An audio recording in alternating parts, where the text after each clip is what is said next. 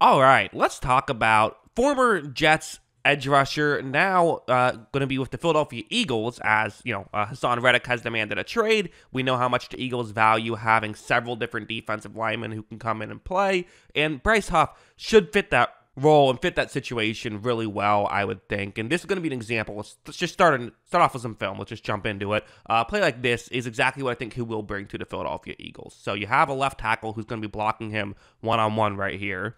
And watch this speed right here. Watch that get off to the point where the tackle, I mean, you're in a tough spot at this point. This is what Huff likes to do. And again, it's the kind of thing where the Eagles, I think, like having guys who do different things as well. They don't just want to have four of the same type of edge rusher. They want you as a tackle to have to worry about size, and then all of a sudden you have to worry about speed, and have to worry about something else, and ideally, an edge rusher who has all those traits is great. But for Huff, the speed and the quick get off is what his number one trait is. That's his best asset, and that will be his best asset for the Philadelphia Eagles. Now, this play is not over for the Patriots, right? I mean, this play is not over for the left tackle. Yes, you're in a bit of a peculiar position, but again, all you have to do is get your, kind of your hands on the side of Huff and just push him towards behind the quarterback. That's what you want to do. Push him backwards towards your end zone, and then give Zappe a chance to step up in the pocket and then, throw a pass. That's what you're hoping to see have happen. That doesn't happen at all. And Young is so quick. Sometimes it just feels like the opponent's left hand, if he's going up against a left tackle, doesn't exist. Like, sometimes you watch these plays and like, wait, how did you get through? How did you pull this kind of thing off? Like, this one's another one where, again, it's going to be that Patriots left tackle.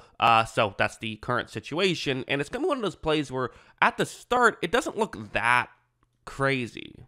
Like, when this play begins, you see that, okay, it seems to be in a fine situation. Like, you don't seem to be in a great spot. Sidney So, the Patriots player who usually plays guard, playing tackle here, which maybe that's a factor, I don't know, but it's still a good player for them. You see him right here. Again, it's that left hand, and So doesn't really have that left hand attached, and that's just a big mistake against a guy like Huff. Because watch him be able to overpower and then, again, use that speed to get around and disrupt that play. Also, a big hit at the end there that was kind of unrelated to the tackle, to the, Bryce Huff aspect of the play. But still, I mean, really good job by Bryce Huff. And again, these are the types of things that he can do to you. And it's not just guards playing tackles that he does this with. But let's show one more example of him working up against poor So before we move on, because this is this is maybe my favorite play of this game, which was a great game that he had, which happens late in the game. It's game's essentially over. I guess technically not, right? I mean, the season's basically over. Guys just want to go home probably if it's snowing, which, but side note, I can't imagine having to play a week 18 game in heavy snow. That just seems miserable. A playoff game, sure, but week 18 in a game that, both teams are out of the playoffs, that's not as fun. Anyway, this is going to be the halfback is going to chip Huff on this play, and then he's going to run a route. So, extra attention for Huff. Watch as when this play begins, you see that Huff notices the extra attention. He notices the halfback, and he's going to kind of try and step away. You see how he's kind of looking as though he might even try an inside move. A lot of times you'll see guys try that, where if there is a chip, they go for an inside move to try and avoid that player altogether. So Huff kind of fakes there, but then gets towards the outside. A really good job kind of to get around the chip without any extra attention, essentially, at this point. And he still is kind of fooling So on this play. So isn't able to get that left hand on once again, and you see Huff get to the quarterback. That's a great play by Huff. Again, at his best, these are the kind of things he can do. He uses that speed and uses that bend that he has to get around tackles and get to the quarterback that way, which is something that I think will be really impactful, especially on key passing downs. And I want to be clear, I mentioned it earlier, it's not like this was one game, and it's not like this is the only way he can win. I said that weird. I think I said it's not like this is only one game. This is only one game, of course, but it's not like this is the only game he was successful, is what I meant to say. But yeah, let's talk about him against a great tackle. Going over here, going with Rashawn Slater, who's been a great left tackle for the Chargers over the years since he's been drafted, which wasn't too long ago. You see, one-on-one matchups. So, okay, this is a big-time matchup right here, and you kind of trust Slater to win a lot of his one-on-one matchups. Also, right here, I mean, you see Slater not screwing around. He's got squared up with Huff, But again, it's the left hand that we usually talk about being so important. What's interesting is Huff is kind of selling as though it's going to be a bull rush, and it is. I mean, he's going to use his power right here, but watch how he does it. Watch how much strength goes to Slater's left side of his body, which drives him back, and Huff is able to get to Herbert on that play. Really good job by really good job by Huff once again. And again, it goes to show he's not just winning in one way. He's winning in several different ways. Like a play like this is another one going up against Trey Pipkins, who isn't Slater, but is still a solid tackle, and watch what happens. Right when this play begins, I'll pause it right here, and again, that right hand now, because it's a right tackle,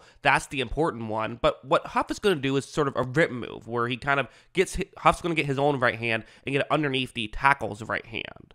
Watch him do that, and at this point, again, he's able to get to the edge right there. For Pipkins, there is always that one move where you could try and push Huff behind the quarterback, but for one thing, kind of a deep drop by Herbert, so it's going to be tough to do that anyway.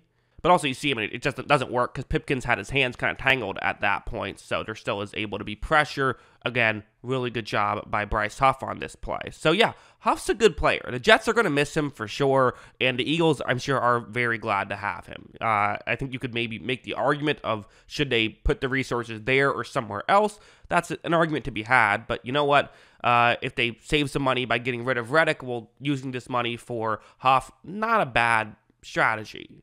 If you look at his box score stats, this is where things get concerning. And I had to make my own graph using Microsoft Word because for whatever reason I couldn't find a good one online to show. So we're doing my Microsoft Word chart here. But you see, I mean, the 10 sacks in 2023, great. No notes, fantastic. 10 sacks, really hard to get, especially when he had under 500 snaps in that season. I mean, you know, if he had 1,000 snaps, which a lot of edge rushers, you know, not a lot of edge rushers, but, you know, the top edge rushers will have, then you could be looking at a 20-sack guy. Obviously, that's not exactly how it works. He got a lot more pass rush snaps and all that, but still, it's impressive. The downside is the only 7.5 sacks in the 3 seasons prior. You are kind of looking at potentially a one-year wonder here. Now, if you look at his overall PFF grades, there's some other interesting stuff here. So his best graded year was 2022, but that was a small sample size. But it's a lot of small sample sizes. Like I said, last year he didn't have 500 snaps, and that was his career high in snap counts. So, I think he was really good last year. My question is less so about was he good, and more so about, was that just 1 year, or was it, more than that? Like, is this who you are, or was it kind of a one-year wonder? The other just thing you have to look at as concerning is the run defense stuff, right? Which I don't think they'll have him out there on. They're not expecting him to be a 1,000 snap guy. They're paying him to be a 500 snap guy. They're going to use him how the Jets used him, so I'm not that concerned about it. But he's not a run defender. That's not why you're putting him out there. You're putting him out there when it's either a passing play or you think there's a good chance there's a passing play. Probably won't be out there on many first downs. So that's just kind of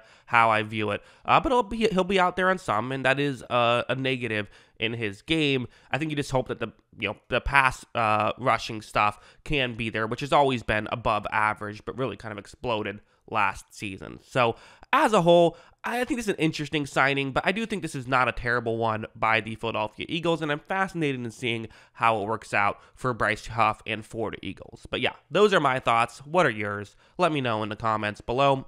Always love hearing from you, and of course, as always, thanks for watching.